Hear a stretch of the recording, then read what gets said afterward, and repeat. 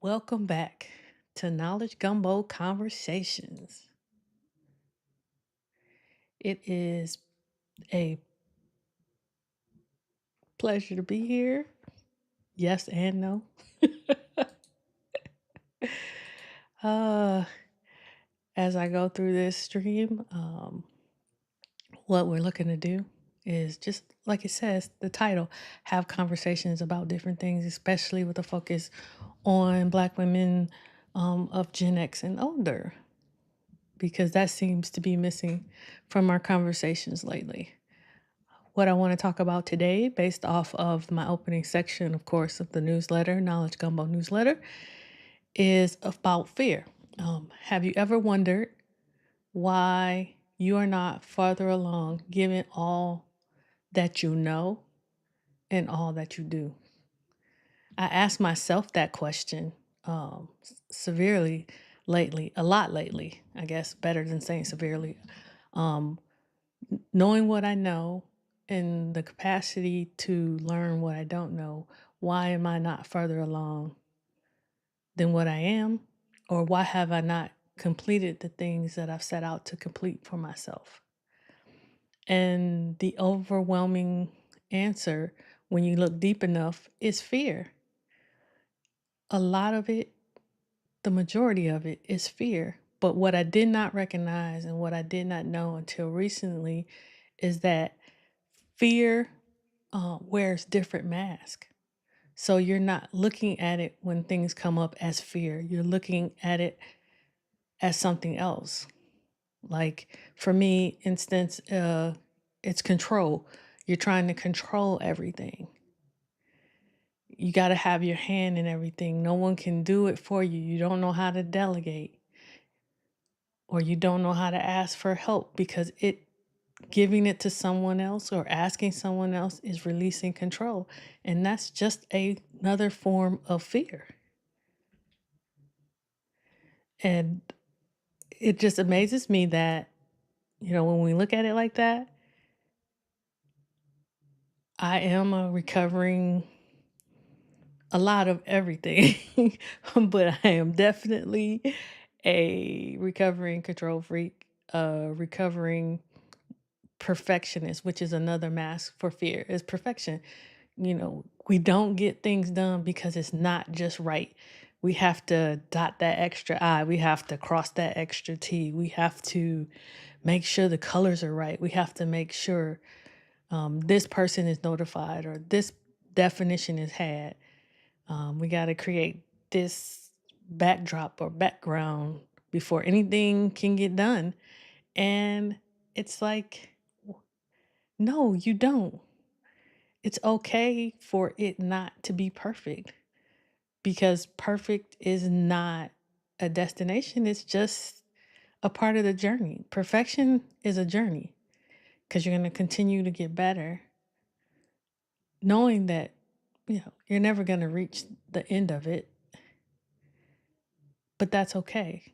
If today is better than yesterday, if this week is better than last week, that's improvement. That's growth.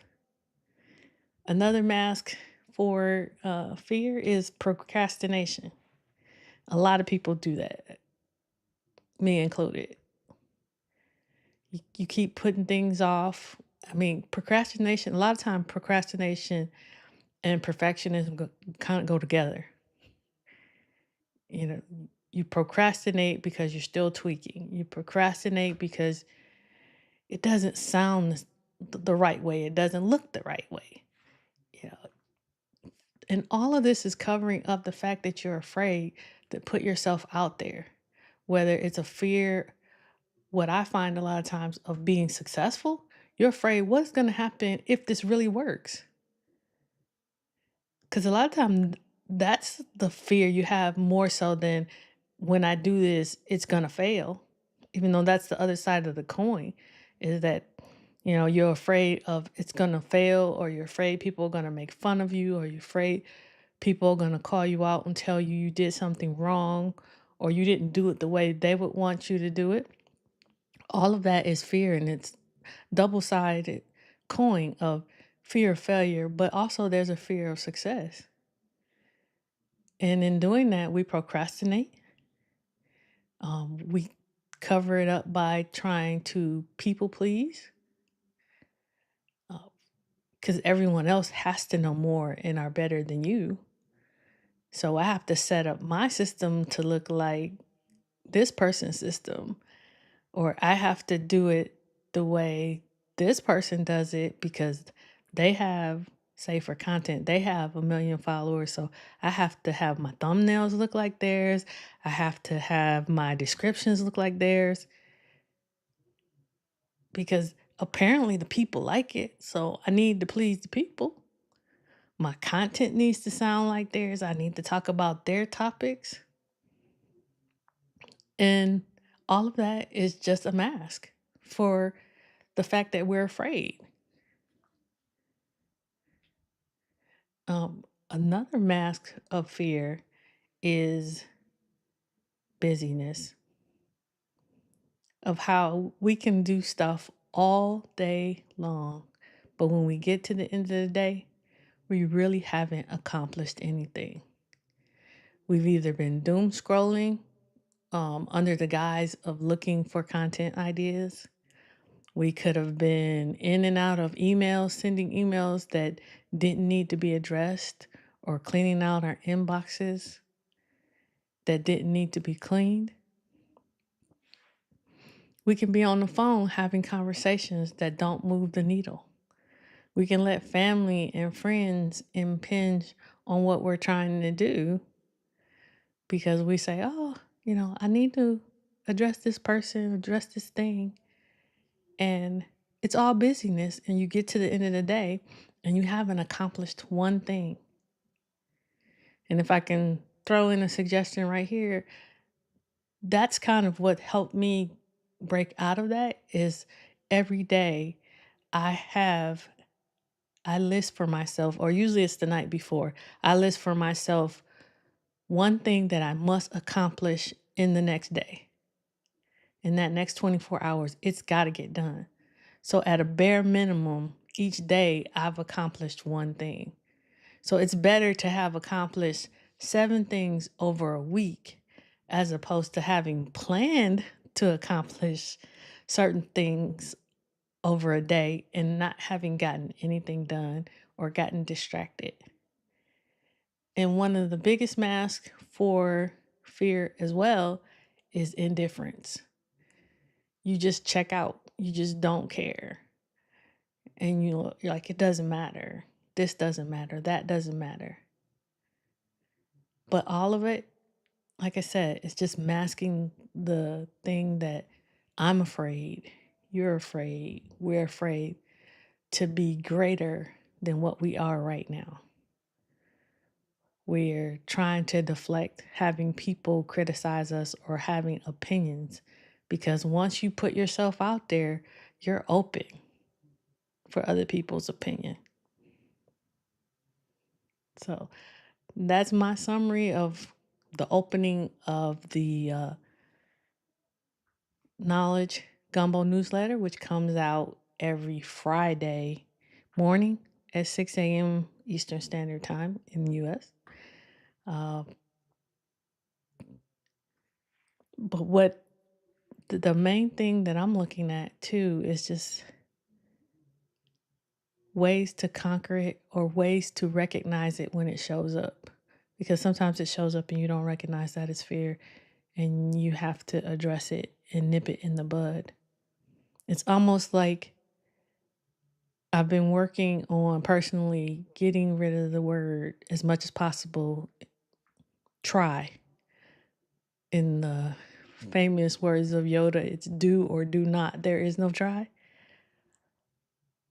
I've been working on living my life that way. And what's up, Marcus? Thanks for dropping by.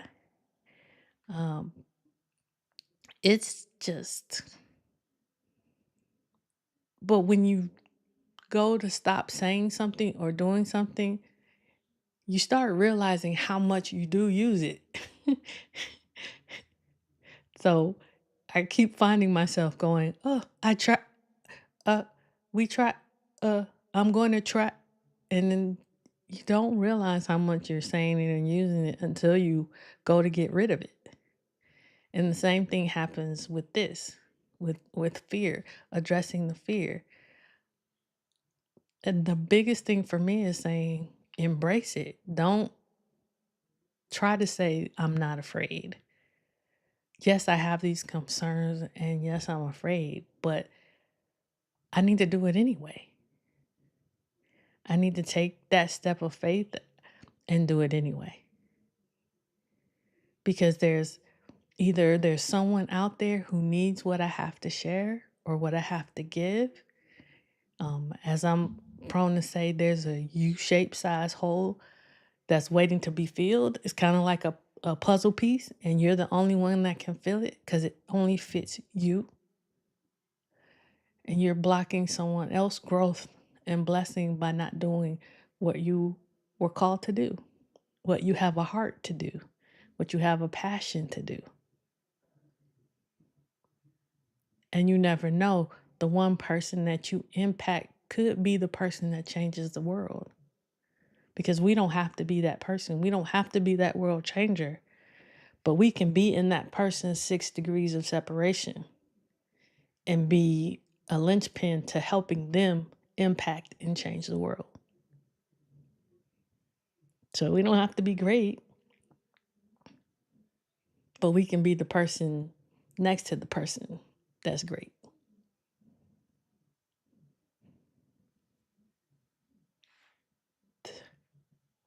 So yeah, as you know, Marcus has shared, fear is very, very sneaky. And it is. It masks itself in several ways because even though the things that I've shared are masked, there are other ways that fear is masked too. Because like off the top of my head, I think another way it's masked is anger.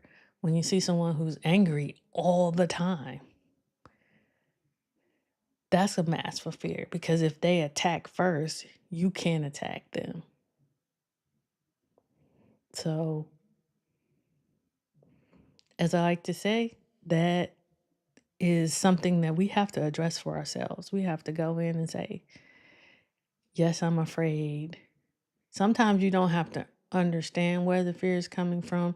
Just embrace it and say, I'm going to go past it anyway. And sometimes you need to understand where it came from so that you can nip it in the bud so that it doesn't come back again. And it's going to take you doing it over and over again before it becomes a new way of doing, a new mindset. Because it's not going to be easy. Because when you're under stress or under pressure, you tend to revert back to what you've done the most.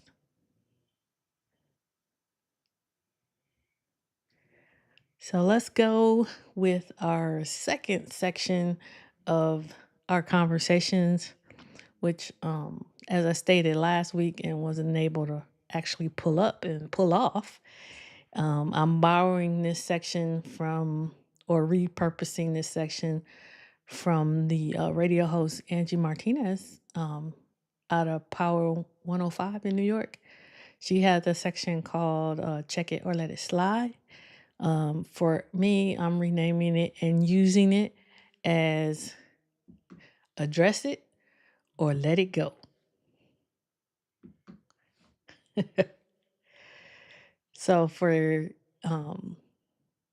this week, let's say for Address It or Let It Slide,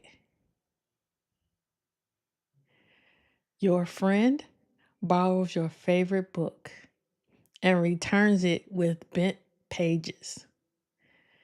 Do you address it or do you let it slide? Or do you let it go?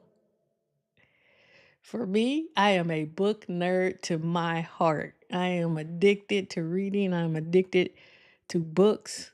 As I like to say, my name is Alicia and I have a book problem. If a friend of mine borrowed a book and it came back with bent pages, I would totally explode. I would totally lose it. I would have to definitely be calmed down. I don't know how many of you remember um, the Animaniacs cartoon series, but there was a cartoon in Animaniacs called Katie Kaboom. And the littlest thing, you never knew what was going to make her go off. Well, for me, return my book with bent pages or a bended spine, and I'm going to go kaboom. So let me know down in the comment section if your friend borrows your favorite book and returns it with bent pages or even a bent spine. Do you address it or do you let it go? For me, I can't let it go. Books are my thing. It's how I move. I I just couldn't do it.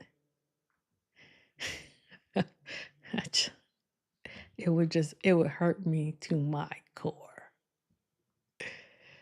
So, as we transition to the final section for this conversation today, what don't I know?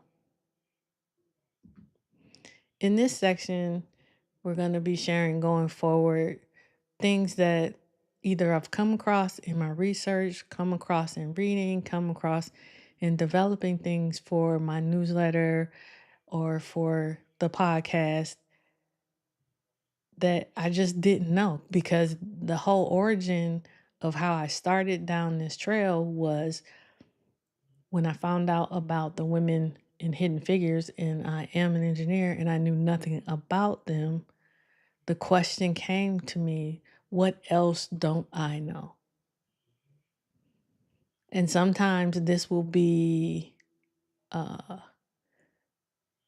hopefully something eye-opening and catching. Other times it will be something basic and simple that I didn't know. And it's just the interesting fact that I came across in doing what I'm doing. So for today, what don't I know is the word okay. The word okay is derived from a Wolof African language, wake, or a mande oki, meaning it is so. And I just thought that was interesting. A simple word like okay deriving from African language. Go figure. So this is what I'm doing, and we're wrapping this up today. I just wanted to have this short little conversation.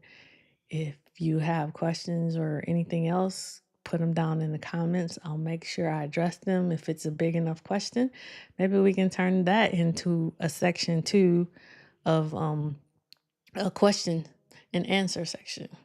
Because if I don't know, I love going down the rabbit hole, and I will go down the rabbit hole to find out different things,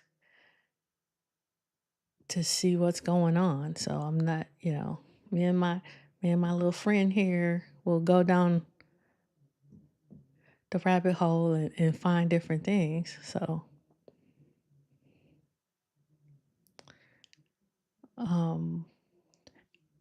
please take a minute if you like these conversations and you want to be notified when we have them again. Please subscribe. Please ring the notification bell. Ding, ding, ding, ding. Hopefully we'll grow together. I'll get better at this. We'll have better conversations.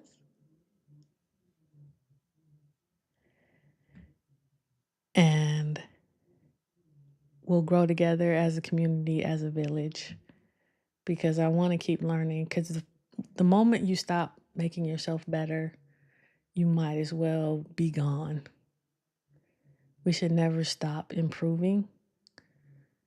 And it's a personal improvement. It's not to prove anything to anyone else. It's just to make ourselves better. So like I said, if you want more information like this, plus a weekly where we share a Black woman in history that you did not know, please feel free to subscribe to the newsletter. Let's see if we can. Oop, wrong one. You can scan the code here to get to it. I don't know if that was long enough, but we'll get back to it. And then if not, shoot. Have mercy on me as we get through this. What I also want to do is I'll put it here, I think. There we go. So if you want to sign up for the newsletter, I put the link in the comments so you can check that out. We'll make sure next time to link it as well, or have some kind of link here on the screen. But I ask that you extend me grace as I start this live stream and as we grow and we grow together. Marcus, I really appreciate you showing up today and talking to me so that I'm not just talking to myself. I am grateful. Thank you. And we will see you next week, even though I'm not sure. For right now, this is going to be the day and time on Wednesdays at 7 p.m. Eastern Standard Time. But if it fits better somewhere else, I might have to move it. So this is how we're going to do it going forward. For now, I appreciate everything and everybody. And hopefully we will see you next week. Yeah. Beat drops heavy. Heartbeat steady. Ready. Check the mirror. See a queen in the reflection. No doubt, full steam, no signs of deflection. Crown on my curls, world in my palm. March to